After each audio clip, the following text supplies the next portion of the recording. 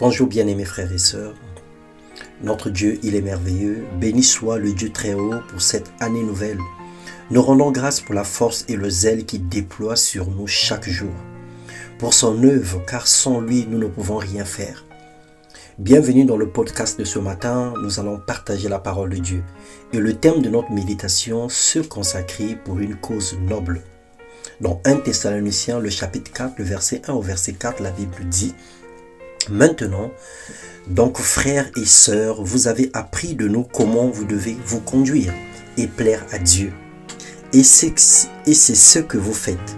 De même, nous vous le demandons et nous vous y encourageons dans le Seigneur Jésus.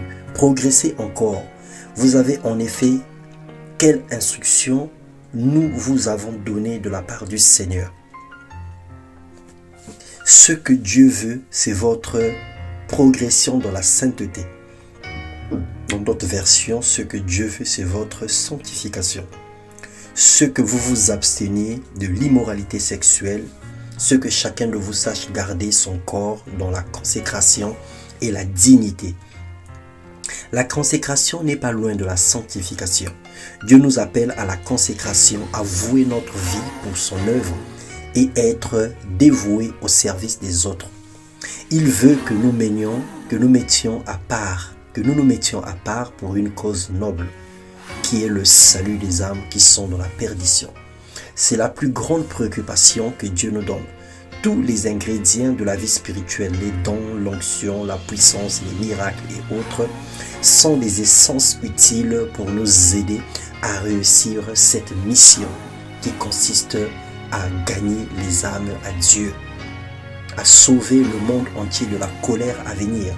Dans Nombre 6, le verset 6, la Bible dit: pendant tout le temps qu'il a voué à l'Éternel, il ne s'approchait point d'une personne morte. Lorsque nous sommes dans la consécration, Dieu nous appelle à nous séparer de tout ce qui n'a pas de vie, de nous séparer de tout ce qui ne le glorifie pas.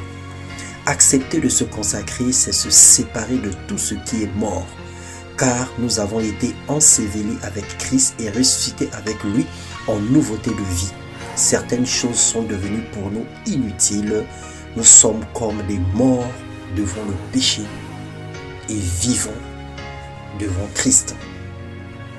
Que la pensée de Christ dirige notre vie, que le Saint-Esprit vivifie notre esprit et que la présence de Dieu conduit nos pas en cette nouvelle année pour le servir avec beaucoup de consécration dans le nom puissant de notre Seigneur Jésus-Christ.